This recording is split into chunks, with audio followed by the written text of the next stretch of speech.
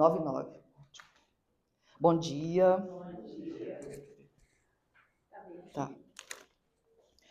Bom, gente, hoje o tema é muito interessante, porque como tudo que Jesus fala é interessante, é bom para nós, e essa é uma das falas mais queridas de Jesus para nós. E ele fala, eu não trouxe o evangelho, ficou, mas ele fala mais ou menos assim: vós sois o sal da terra. Se o sal não está bom, ele não serve para nada, porque ele é insípido. Ele não é bom. Então ele não serve para nada. Depois ele fala em seguida: vós sois a luz do mundo. Depois ele ainda dá o exemplo da candeia debaixo do alqueire, que a gente no culto no lar já leu algumas vezes, né? Sobre a candeia debaixo do alqueire. Então, essa fala de Jesus é uma fala muito querida para cada um de nós que abriu o coração para seguir o evangelho. Porque a gente estava lá, imerso nas demandas do mundo, um belo dia, cada um teve aqui o seu dia, você despertou para o evangelho e falou assim: agora eu vou seguir o Cristo. Agora eu vou seguir o Cristo. Então, nesse momento, você se tornou discípulo. Por quê? Qual que é a definição de discípulo? Vamos lá. Participem, igual o Jorge. O Jorge adora perguntar, né? Então, discípulo, o que vem na sua cabeça? Seguidor. Então, assim, na definição correta do dicionário, pessoas que aprendem com um mestre ou com um líder. Pessoas que aprendem com um mestre ou um líder. Quem é o nosso mestre? Quem é o nosso líder? Fácil, né? Mole. Mas tem pessoas que o mestre e o líder é Buda, Krishna, Gandhi. Não tem problema, não tem problema. Todos são avatares da luz que estão fazendo seu serviço no mundo de acordo com a cultura que eles estão inseridos, de acordo com os povos que são responsabilidade desses mestres, né? Que cada mestre que já adquiriu uma graduação de luz recebe uma missão com determinado povo que tem a ver com a sua energia, né? Continuando, o discípulo absorve os ensinamentos. E no futuro, esse aqui é o bacana. Não tem nada a ver com o espiritismo ainda o que eu estou falando. E no futuro, ele será chamado a praticar e a disseminar tudo o que aprendeu. Os valores e os princípios que ele aprendeu. Essa é a definição clássica de discípulo. Olha o que Jesus estava dizendo. Então ele falou aos discípulos, que na época eram os apóstolos, e agora cada um de nós que tomou a decisão de seguir o evangelho de Jesus, a gente é considerado um discípulo. Só que um discípulo, ele tem um caminho a percorrer.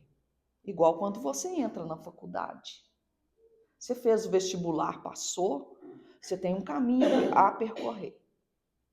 A gente chama, na espiritualidade, a gente tem um nome para isso. Chama a senda do discipulado. O caminho do discipulado. E quando a gente fala nesse caminho,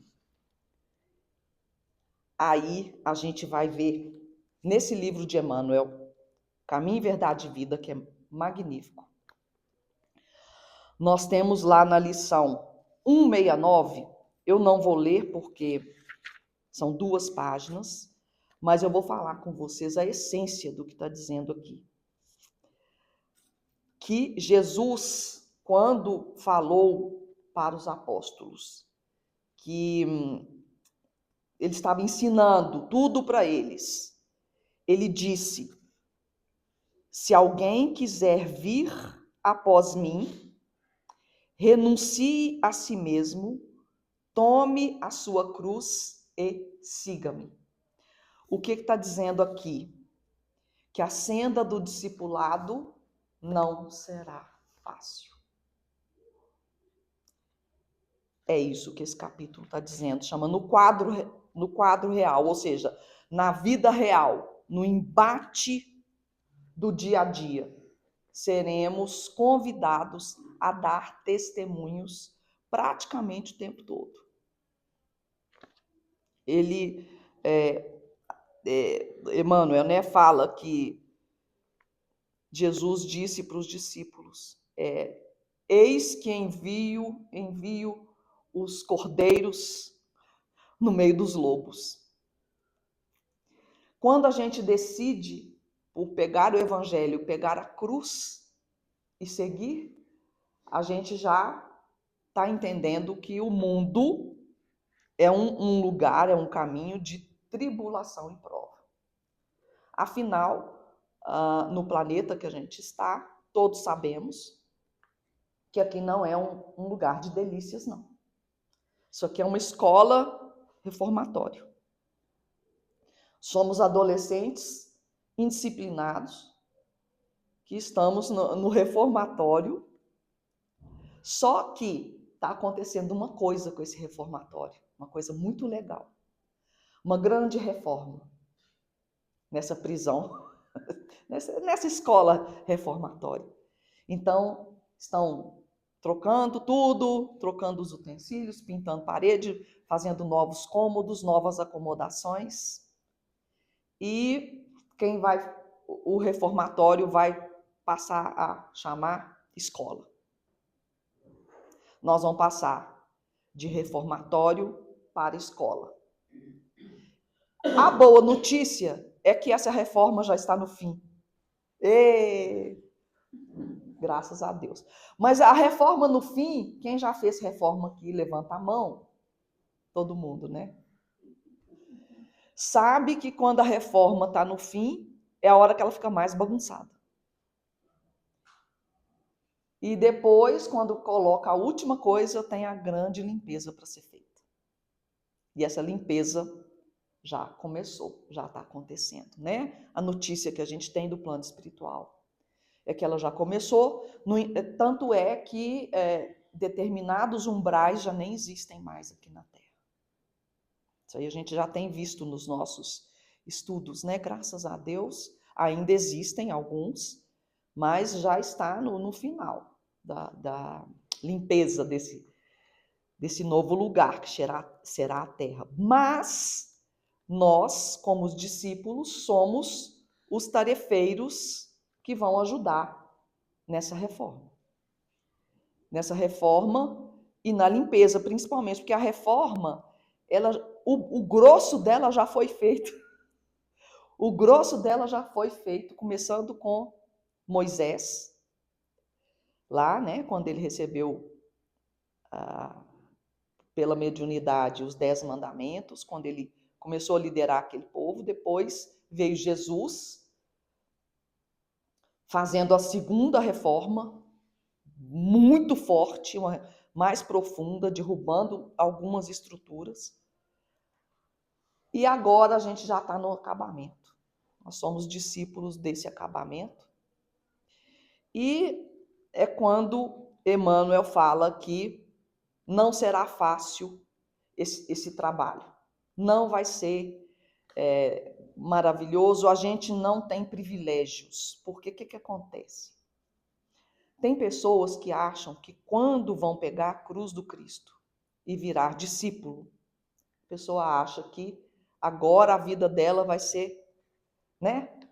Vai resolver tudo, não vai ter problema mais, não vai ter doença mais, né? Não vai ter desafio mais, e vai ser um grande descanso, um grande descanso numa rede, onde a gente fica tendo notícia do que está acontecendo e a gente lá numa boa. Não será assim, a gente tem que cair na real. E é o que essa página fala assim. Emmanuel fala assim, caia na realidade, meu filho, caia na realidade. Depois vocês leiam, tá? 169. Aí ele diz que a gente vai ter que fazer muito esforço contra a sombra. E a gente vai ter que fazer muita transformação na terra, porque nós somos o sal da terra. Ele até usa uma expressão que eu ri demais, o seu Emmanuel é engraçado.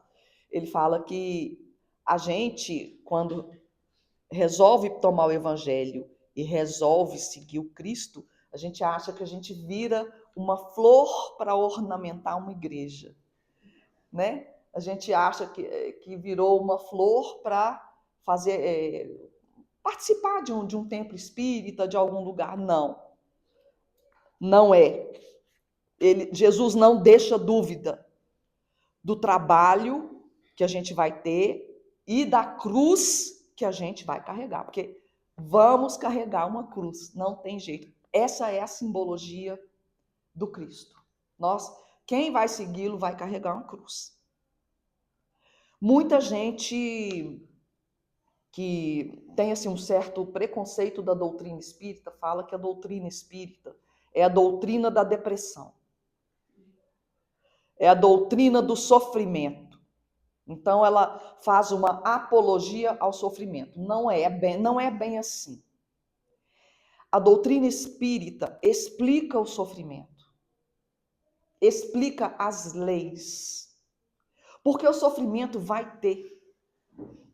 Mais cedo ou mais tarde, mais dia menos dia, cada um de nós tem um encontro marcado com a verdade. Emmanuel fala isso. Cada um de nós tem um encontro marcado com a verdade. E a verdade não é só a morte, não. A morte é o básico. Cada um de nós vai morrer, isso é o básico. Mas cada um de nós tem um encontro marcado com a verdade, no sentido em que muitos véus serão descidos para a gente enxergar quem somos de verdade. E muitas vezes a gente acha que é uma coisa e não somos. Vou falar sobre isso daqui a pouco, tá? Então, essa página vem dizer que o Espiritismo não está tirando a nossa esperança de ser feliz, mas está falando assim, você vai passar por tribulações porque você está num reformatório. Não tem jeito de um reformatório ser 100% bom. Em algum momento, você vai deparar ali com a proposta do reformatório, porque o reformatório tem uma proposta. E você pode observar que todos os que pegaram esse lema, né, de elevar-se moralmente e levar consigo pessoas, foram almas beneméritas que tiveram uma vida de muito esforço e muita dedicação, muito desapego. Quem aqui assistiu o filme Dr. Moscati? Dr. Moscati tem no YouTube, é de graça. Eu penso que toda pessoa que pega a senda do discipulado precisa assistir esse filme. Porque toda vez que eu assisto o filme Dr. Moscati, eu choro. Não tem jeito. Bota um lenço do lado. Mas a mensagem do filme é maravilhosa. Tem lá no YouTube. Não deixem de assistir, tá? Conselho de Mames. Então, 169 está aí para vocês entenderem por que não vai ser fácil. Emmanuel explica muito bem, tá? Bom, Jesus falou, vós sois o sal da terra. Sal da terra. Por que ele usou sal? Por que sal? Ok, uma base. Até porque o sal hoje é uma base do nosso alimento, né? Mas por que sal? Para ter tempero, para ter vida, para ter gosto. Tempero, vida e gosto, muito bem. Mas vocês sabiam que o sal também, ele participa de muito metabolismo que promove a vida? Tanto é que boi, você tem que colocar lá uma barrica de sal para ele, senão ele morre. Tá? O sal, ele é essencial às químicas que o nosso corpo faz. Sem o sal, não tem vida. Sem o sal, não tem vida. Nós encontramos sal no oceano, nós encontramos sal nas montanhas, na própria terra. Claro que nós temos grutas de sal, né? Nós não temos sal da Himalásia? Himalásia. Então, ali são grutas de sal, sabia? Bom, mas então o sal existe para que a gente se nutra dele, para que a gente tenha os nossos processos químicos no nosso corpo, a nossa saúde. Precisamos do sal, claro que em doses adequadas, né? Porque muito sal também parece que não é bom para o ser humano. Porém, o sal, ele tem essa simbologia de vida, de manter a vida física, concreta, da terra. Sois o sal da terra. Terra, Jesus quis dizer. Olha a metáfora da terra. A metáfora da terra é vida material concreta, objetiva. Vós sois o sal da terra. Vós sois o que vai manter o funcionamento da vida na terra, o que vai manter o nutrimento, o que vai manter a transformação de tudo, porque o sal também transforma. O sal transforma. Quando você vê uma pessoa assim meio apagada, tem um provérbio que fala assim: ela está sem sal. Insípido, né? Então Jesus fala que o sal insípido não serve para nada. Se a gente não se tornar o sal da terra, das coisas mundanas, porque às vezes a gente fala assim: "Ah, mas eu sou o sal simbólico".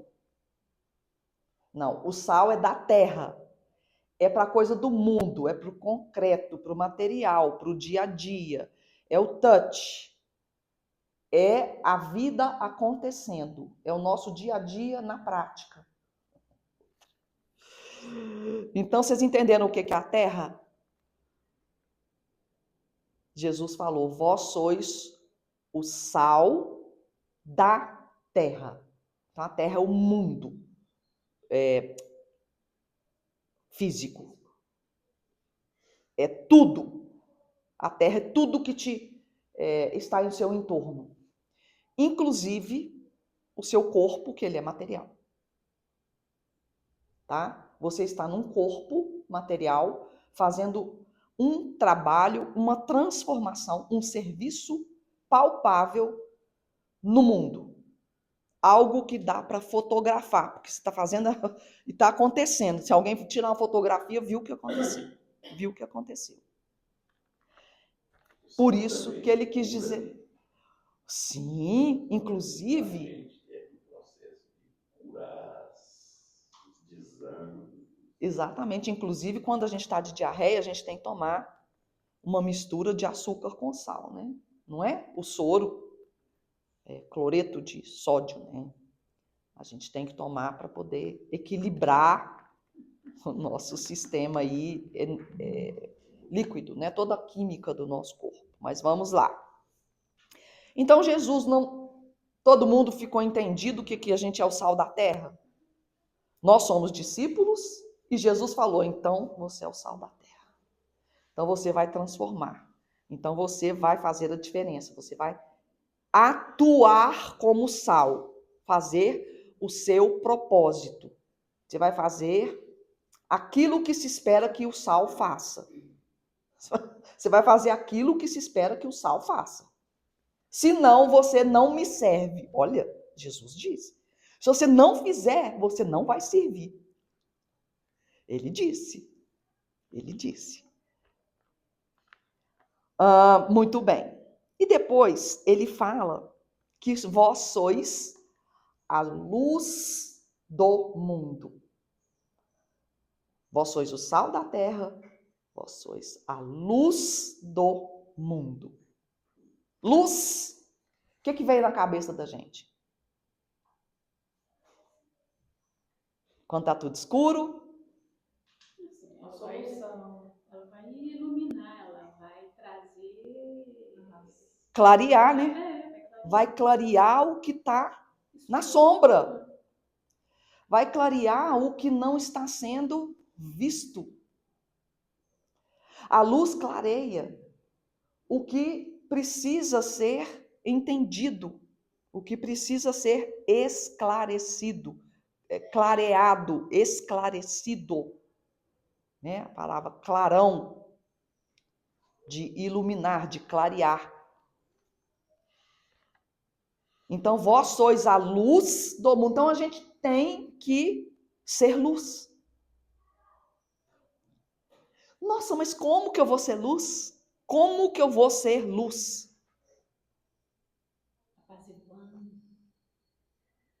Amando, respeitando, trabalhando, ajudando. Fora da caridade não há salvação. Escutando, dando o nosso melhor. Tem lá, gente, um capítulo que todo espírita, todo cristão, né, deveria ler, do Evangelho segundo o Espiritismo. É lá o capítulo. O homem de bem. Quando você começa a ler o homem de bem, termina de ler o homem de bem, não resta dúvida sobre o que a gente tem que fazer. Simplesmente não resta dúvida. Se a gente falasse, nossa, não sabia disso. Você leu o homem de bem? Se você leu o homem de bem, você sabia. Sabia. Para a gente iluminar, a gente tem que estudar. E a gente tem que colocar em prática tudo aquilo que a gente aprendeu, porque essa é a proposta do discípulo. Se o discípulo segue o mestre, estuda, mas na hora da prova ele toma bomba, o que acontece?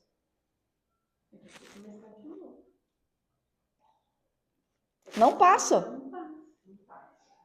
Não passa, vai ser jubilado, né? A luz tem que ser colocada onde é a escuridão, não onde há luz. Por isso que Jesus falou, não ponhais a candeia debaixo do alqueire, né? Que é a sequência da fala dele. Mas nós precisamos estar atentos com o nosso padrão de busca da luz. Porque é o que o discípulo precisa fazer. É o que se espera que um discípulo faça. A gente precisa ser o sal da terra e a luz do mundo. Agora nós chegamos no mundo. Por que Jesus falou sal da terra e luz do mundo? Sendo que terra e mundo é a mesma coisa? Terra e mundo é a mesma coisa? Materialmente pode até ser. Nossa, eu tenho o maior amor do mundo, eu tenho o maior amor da terra. É a mesma coisa, né? Mas na fala de Jesus, ele trocou a palavra terra para sal e luz para mundo. O mundo é um conceito mais subjetivo. Jesus estava se referindo ao etéreo, à subjetividade da coisa. Não é uma coisa concreta mais. É algo moral, é algo ético, é algo espiritual, é algo de energia, tá? Quando ele fala luz do mundo e não luz da terra, ele separou um do outro. Ele separou o material e o espiritual. Ok? Então agora eu vou falar do material. Dá a impressão de que se você for uma pessoa boa na Terra, fazendo coisas boas, consequentemente você vai iluminar o mundo com as suas ações. Sim, porque, gente, tá tudo interligado. É só, ele separou didaticamente, né? Emmanuel separou didaticamente. para a gente poder compreender essa fala de Jesus. Porque nós estamos estudando. E nem estudando, ainda assim, a gente ainda não consegue fazer direito. Né? Nem estudando, a gente é recalcitrante. Né? Igual bebê. Caminha, mas depois cai, depois engatinha, depois caminha de novo, cai de novo. Nossa, que preguiça. Ainda bem que Deus nos ama. Ainda bem. Senão ele ia desistir de nós. Né? Então, nesse livro da Esperança, que é o livro do Edmundo, ó, bonitinho. Esse livro é dele, de cabeceira. No capítulo 10, Jesus fala: vós sois o sal da terra, e se o sal for insípido, com o que se há de salgar? E aí, em seguida, ele fala eu acho que é do Evangelho, porque não tem a referência. Torturar e martirizar o corpo é contrariar a lei de Deus, que vos dá meios de o sustentar e fortalecer. Enfraquecê-lo sem necessidade é um verdadeiro suicídio. Usai, mas não abuseis, tal a lei. Depois, no discorrer do comentário, o Emmanuel fala que a gente tem um primeiro compromisso material, vós sois o sal da terra. O nosso primeiro compromisso material é com o nosso corpo. Primeiramente com o nosso corpo. Temos que ter cuidado com ele, temos que dar uma boa nutrição, como a gente cuida de um carro. Né? Nós somos o motorista do carro. E o carro precisa estar em boas condições para fazer o que ele precisa fazer. A gente não pode culpar o carro por algum estrago que ele fez em alguma outra, né? Atropelou alguém, bateu em outro carro, aí você vai lá e culpa o carro, bate no carro, coitado do carro. O carro é o carro. A responsabilidade é do motorista. E é isso que o Emmanuel está falando aqui. Nós, primeiramente, temos uma grande responsabilidade com esse carro que a gente está habitando. Porque é através dele que a gente vai entrar em contato com a terra. Nós somos o sal da terra. Nós temos um corpo físico. Para a gente ir para o mundo físico, está dizendo, temos um corpo físico para a gente ir para um mundo físico e fazermos o que se espera que um sal faça. Toda a transformação, toda a nutrição e toda a cura, né? Todo o equilíbrio que se espera que o sal faça. Toda a função de vida que o sal tem. No mundo físico, material. A gente não pode esquecer, porque a gente tem tendência, que fala ali, a achar que a gente só tem que ficar cheio de conhecimento e cheio de bons sentimentos e cheio de oração, e aí a gente fica ali na igreja ornamentando, as flores ornamentando a igreja. Nós temos que meter a cara no mundo com o nosso corpo. Por isso que a gente tem que cuidar do corpo. Porque se a gente começar com a displicência, com os abusos que a gente sempre faz, de não dormir direito, de beber, de fumar, de usar droga, né? A gente fala, então vamos curtir, vamos aproveitar, ter a sensação, abuso do sexo, né? Tudo que a gente faz danifica o nosso carrinho, né? E aí a gente vai ganhar menos tempo útil desse carro. Talvez a gente pudesse ter aí uns 10, 15 anos a mais, mas o carrinho, coitado, não aguenta mais. Se esvaiu porque a gente não cuidou. Então temos que cuidar. Claro que não com obstinação, né? Porque tem gente também que fica obstinada.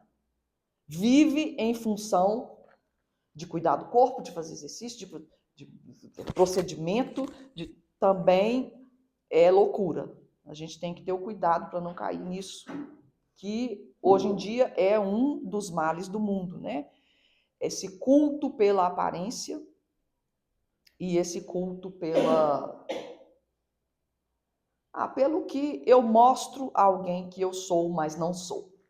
Então, eu falei da parte física, que está falando aqui nesse livro. Agora, eu vou falar da parte da luz do mundo. Da parte da luz do mundo, que é espiritual, né?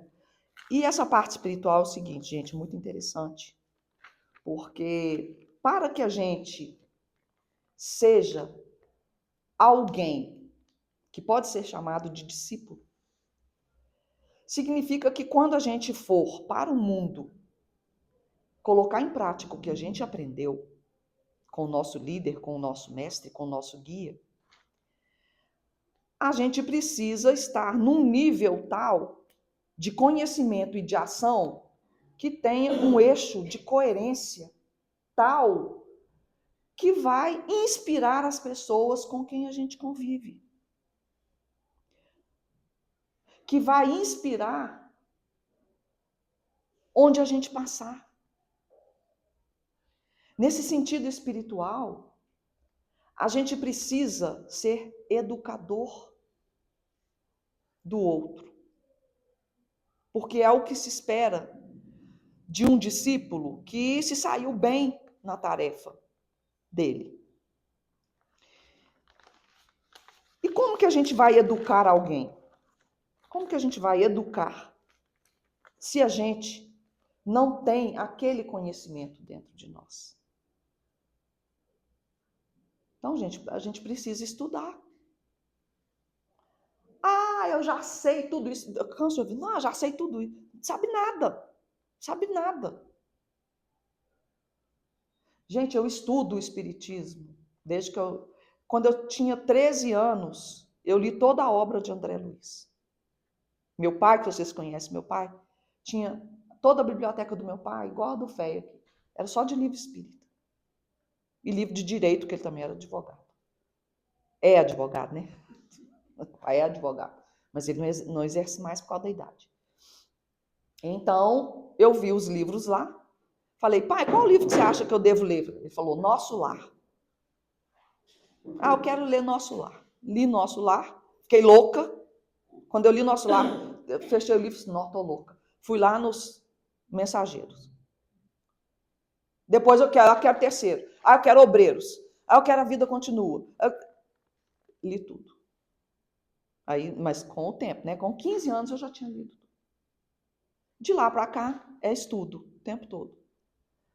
Quanto mais eu estudo, quanto mais a gente faz culto, quanto mais a gente assiste palestra que fala, não, gente, nunca é o suficiente. Nunca é o suficiente. Ainda tem gente que fala que sabe. Ah, eu já sei isso, eu já sei tudo. Sabe não. Sabe não. Nem a gente sabe tudo. E vou falar mais. Quanto mais a gente estuda, mais a gente fala assim, nossa, estou longe. Deus me ajude. Deus me ajude. Estou muito longe. Mas a gente tem que ter esse cuidado com o nosso eixo de coerência. Da gente falar uma coisa e da gente fazer aquela coisa. Porque estamos sendo observados o tempo todo. Estamos, gente. Estamos sendo observados.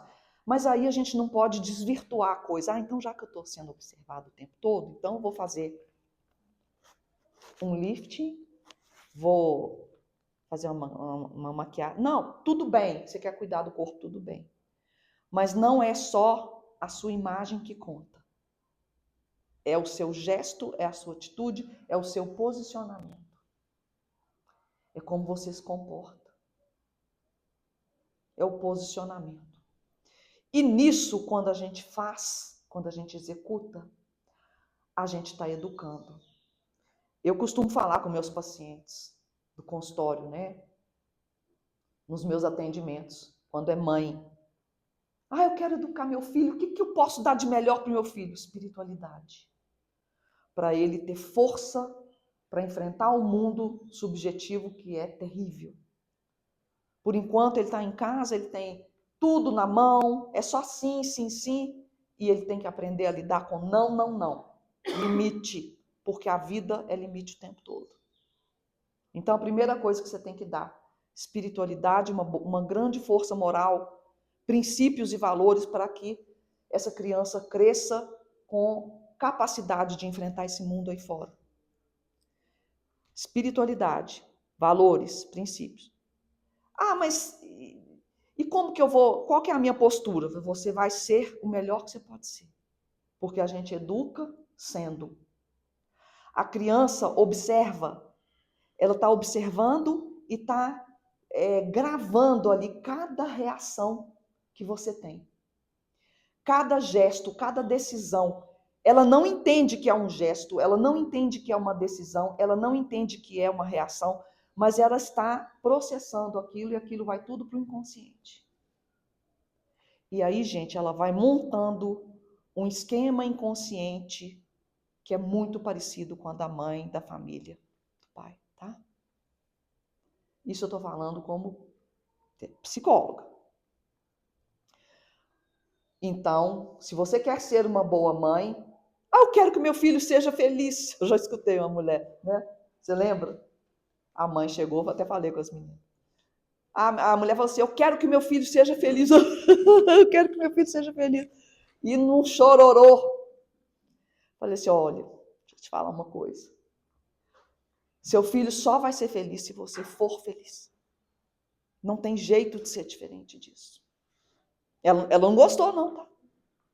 Ficou com raiva de nem sei por onde ela anda, porque ela saiu, bateu a porta e nem me pagou a consulta. Ela tá com essa dívida espiritual.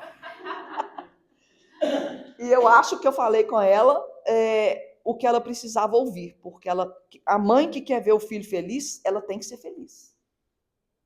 Tá? A gente educa sendo. E como eu sou? Como eu sou? Eu sou quando a minha vida é uma busca pela minha essência. Eu viro um sal bom, eu quero ser um sal de boa qualidade. Mas quem é flor de sal, né? Flor de sal, não é o melhor sal que tem? Eu quero ser uma flor de sal para Deus. Então eu tenho que buscar a minha essência. A flor de sal é a essência do sal. E qual é a sua essência? Quem eu sou? Onde que eu estou? Para onde que eu vou? Essas perguntas a gente precisa estar fazendo. Porque a gente tem que descobrir quem somos de verdade. Quais são as nossas características? Qual é a nossa natureza? Onde a gente tem sombra? Onde a gente tem facilidade? Quais são os nossos dons? Quais são os nossos talentos? Para a gente usar esse dom e talento como sendo a nossa essência. A boa notícia é que cada um de nós que está aqui tem uma essência peculiar, única e exclusiva. Olha, que loucura isso! Que loucura! Deus sabe de cada um de nós e Ele conhece a nossa essência. E a nossa essência não é novidade para ninguém, que é a essência divina. Nós temos a divindade dentro de nós. Nós temos a semente do DNA de Deus dentro, lá no nosso âmago, no nosso íntimo, no nosso profundo. Nós temos a centelha divina lá dentro. E ela precisa vir à tona.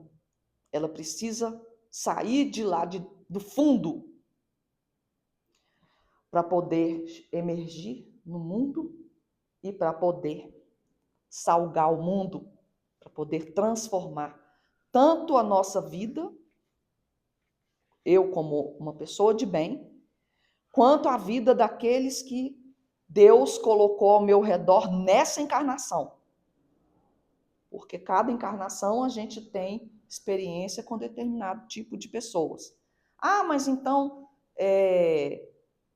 meu pai não é meu pai? Provavelmente não. Pode ser uma alma ligada a você por outro tipo de laço, sim. Ah, meu filho nunca foi meu filho, provavelmente pode ter sido, mas provavelmente não foi. Pode ter sido, por exemplo, companheiro de coisa errada, né? Companheiro de crime. Ou eu posso ter conduzido essa pessoa para o mau caminho, que foi a derrocada dela, e agora ela vem como filho para que eu coloque ela no eixo. Normalmente é isso. Ou então é a alma afim mesmo, que uma vem ajudar a outra, uma alma vem somar a outra. Acontece muito com casais que se propõem a criar uma família. São almas afins, almas amigas, que falam assim, tem um projeto, vão trazer vão fazer uma família do bem e da luz, para a gente ser a luz do mundo, né? Porque família é luz do mundo, né? Então, quem tem a proposta de fazer uma família, luz do mundo, está colaborando, está sendo o sal da terra e a luz do mundo. Está sendo, né? Bom, então eu já falei com vocês que o nosso potencial com as nossas capacidades, nossas habilidades e competências únicas, ele está ali como uma semente. E essa semente está destinada a virar uma árvore, metaforicamente. Nós vamos nos tornar algo maior. E vamos dar frutos. A gente tem que querer isso, a gente tem que se preparar para isso, e a gente tem que ter a esperança de que isso vai se dar. Só que nós temos que botar a cruz nas costas, como Jesus fez. A cruz nas costas é a parte que nos cabe nesse latifúndio. É o que a gente tem que fazer.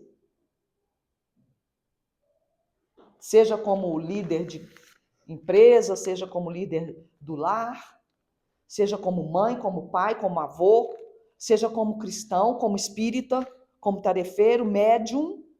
Inclusive, tem uma página que é...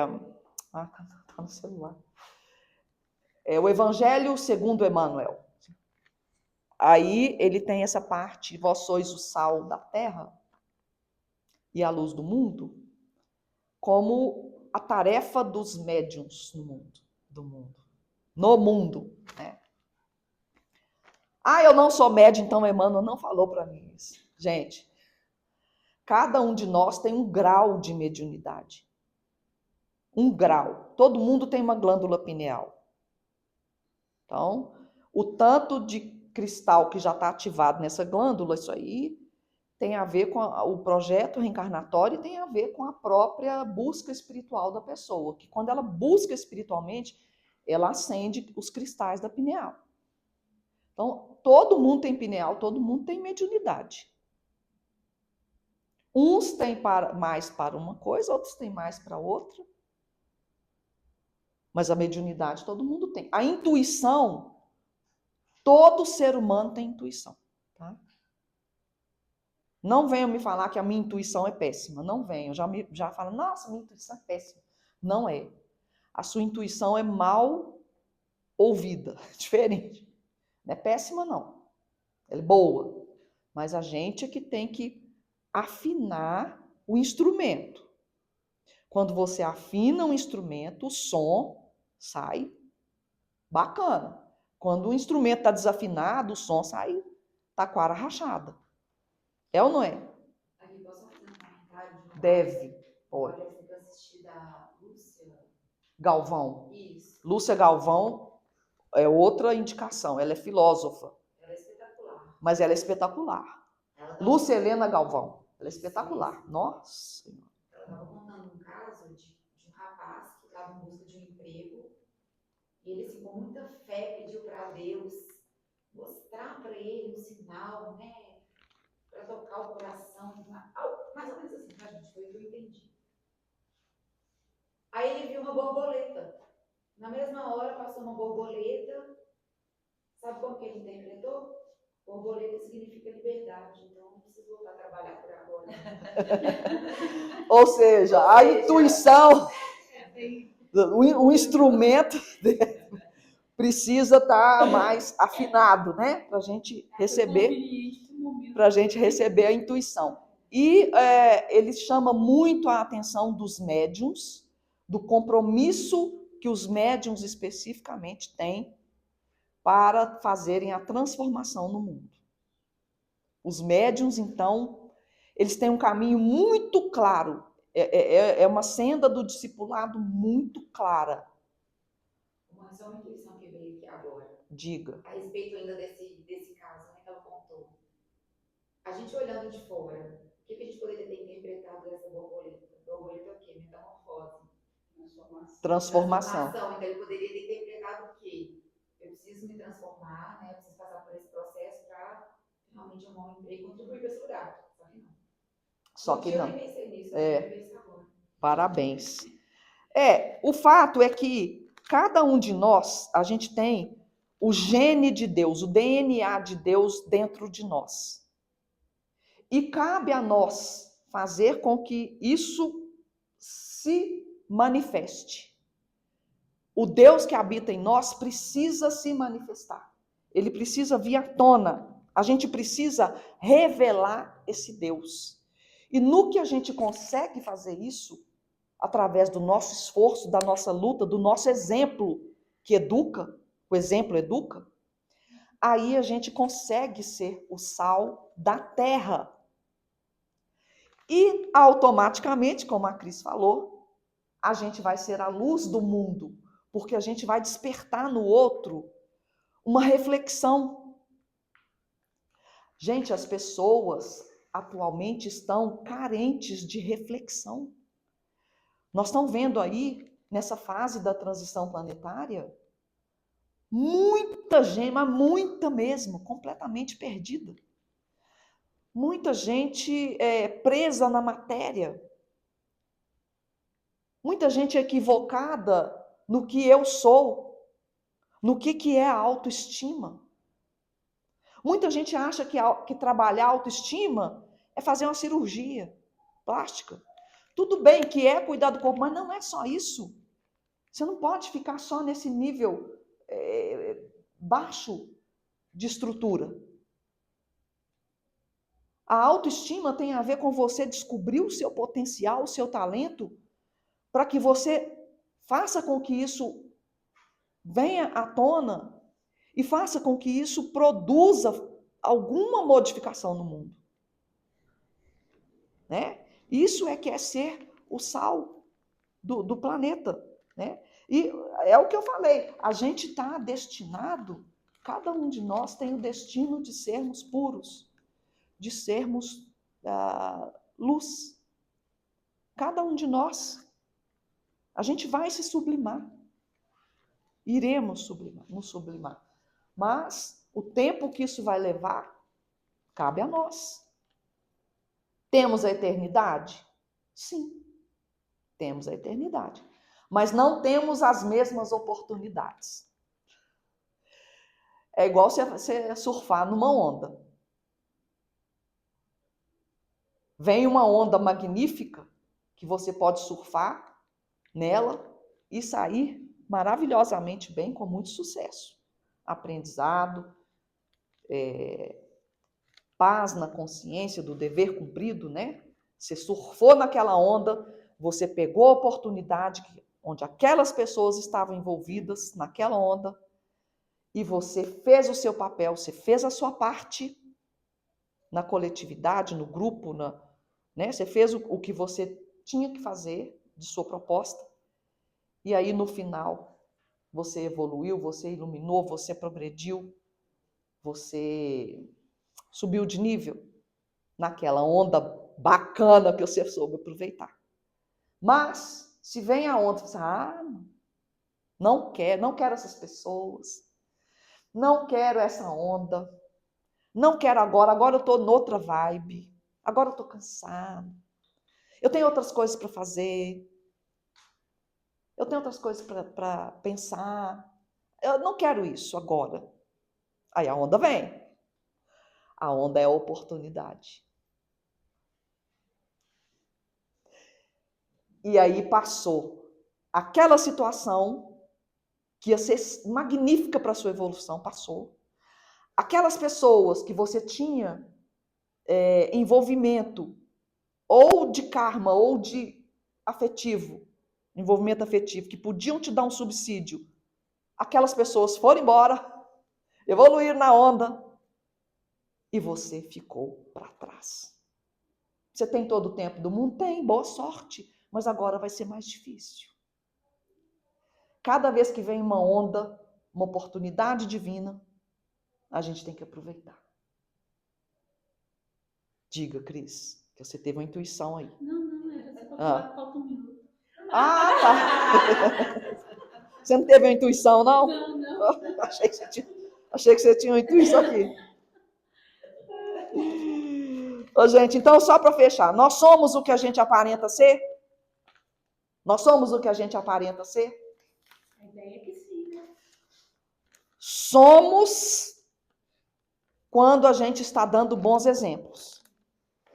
Mas, como eu falei, nós vamos ter um encontro marcado com a verdade. Será que quando a gente posta no Instagram a nossa felicidade, ou então a gente posta a nossa beleza, quem já viu aí uma pessoa ao vivo? Eu já. A pessoa no Instagram toda linda, depois ela ao vivo, fala assim, é a mesma pessoa? Você lembra? Vou falar. Então, gente, a gente tem que tomar muito cuidado com as aparências que enganam, mas as atitudes revelam. As atitudes revelam. Basta ter um pouco de observação que vai acender a luz amarela quando a atitude for dissonante do Evangelho. Se você está com o Evangelho fresco na cabeça, aconteceu alguma coisa, você fala assim, não, deu dessintonia do Evangelho. Não está sintonizado do Evangelho, não está. Né?